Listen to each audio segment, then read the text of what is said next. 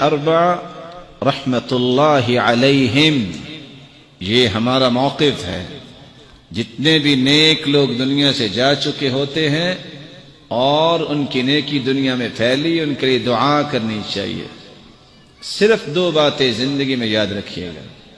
امام ابو حنیفہ رحمۃ اللہ علیہ کہا کرتے تھے اذا صح الحدیث فهو مذہبی، جب صحیح حدیث ہو تو میرا مذہب ہے۔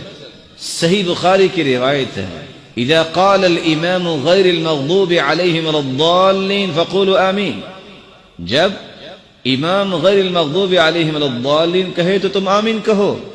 اصح الکتب بعد کتاب اللہ العزیز، قرآن مجید کے بعد سب سے صحیح ترین کتاب صحیح بخاری ہے۔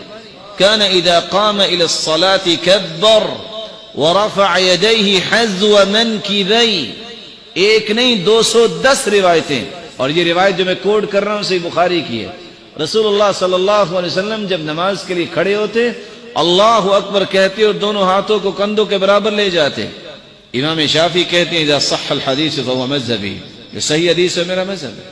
اور امام مالک رحمۃ اللہ علیہ فرماتے ہیں کہ ہر وہ بات جو کتاب و سنت کے مخالف اس کو دیوار پہ مارو۔ اور امام احمد بن حنبل رحمۃ اللہ علیہ نے تو بات ہی ختم کر دی، اذا قلت قولا يخالف سنت رسول اللہ صلی اللہ علیہ وسلم فاعلم ان عقلی قد ذهب، جب میری بات سنت کے حدیث کے مخالف ہو سمجھ لینا کہ میری عقل اس وقت کام نہیں کر رہی۔ ان تمام ائمہ کو اللہ تعالی جنت میں جگہ دے۔ لیکن دوسری بات جو میں بتانا چاہتا ہوں، عبداللہ بن عباس رضی اللہ تعالیٰ عنہ کے سامنے ایک شخص نے کہا کہ ابو بکر صدیق رضی اللہ تعالیٰ عنہ یہ فرماتے ہیں۔ کہا میں تمہیں کہہ رہا ہوں اللہ کے رسول یہ فرماتے ہیں، اور تم کہہ رہے ہو ابو بکر صدیق رضی اللہ تعالیٰ عنہ فرماتے ہیں۔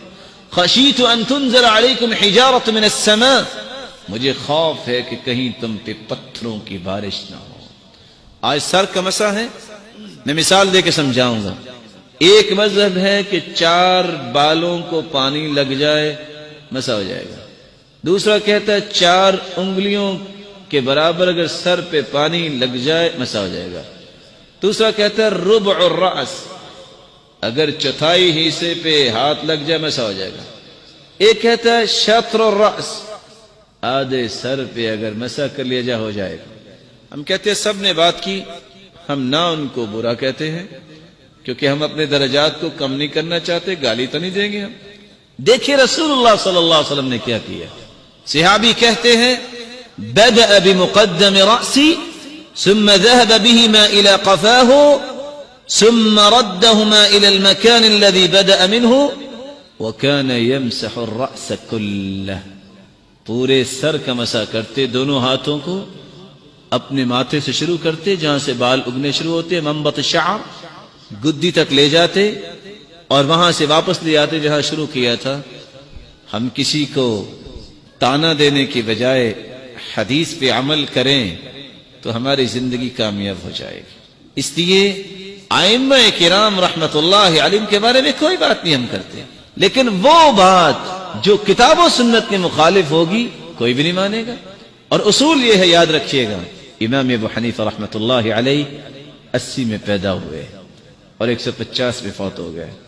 امام مالک رحمت اللہ علیہ 93 میں پیدا ہوئے، 179 میں دنیا سے چلے گئے۔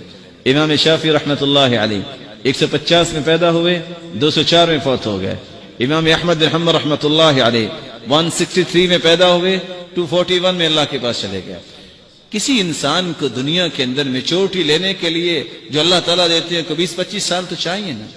الغرض اگر 80 میں امام ابو حنیفہ رحمت اللہ علیہ پیدا ہوئے تو 20 سال 25 سال کا اضافہ کیجئے، 100 اور 105 تک لوگوں نے ان کی بات کو سمجھا، جنہوں نے فالو کیا ان کو لوگوں نے حنفی کہہ دیا۔ امام مالک اگر 93 میں پیدا ہوئے ہیں تو 113 یا 120 تک لوگوں نے بات مانی اور ان کو مالکی کہا گیا۔ اور امام شافعی رحمت اللہ علیہ اگر 150 میں پیدا ہوئے تو 170-75 تک لوگوں نے بات مانی، لوگوں نے ان کو شافعی کہنا شروع کر دیا۔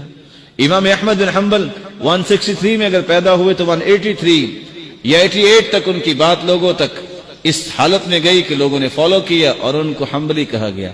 چھوٹا سا سوال، 80 ہجری میں امام ابو حنیفہ رحمۃ اللہ علیہ پیدا ہوئے. اس سے پہلے جو لوگ تھے وہ کون تھے؟ حنفی تھے، مالکی تھے، شافعی تھے، حنبلی تھے رحمۃ اللہ علیہم. قدس اللہ سرہم ونور ضریحہم. یہ اس وقت تو پیدا نہیں ہوئے تھے، تو پھر کیا تھے؟ وہ کتاب و سنت کو ماننے والے تھے. اور اگر آج ہم بھی کتاب و سنت کو مانیں، دوسرا سوال، کیا وہ جنت میں جائیں گے کہ نہیں جائیں گے؟ بولیے.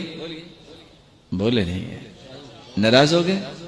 اگر وہ جنت میں جائیں گے اور انہوں نے کسی بھی سیکٹ کی طرف اپنی نسبت نہیں کی، اس وقت یہ ائمہ رحمت اللہ علیہم یہ پیدا ہی نہیں ہوئے تھے.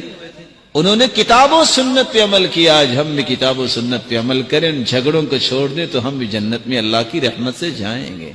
اور اگر کوئی کہہ دے کہ وہ جنت میں نہیں جائیں گے کیونکہ ان کا تو کوئی، وہ لوگ کہتے ہیں نا ان کا تو مذہب ہی کوئی نہیں ہے جو کسی کی طرف نسبت نہیں کرتا. اگر صحابہ اور تابعین جنت میں نہیں جائیں گے تو پھر جائے گا کون جنت میں؟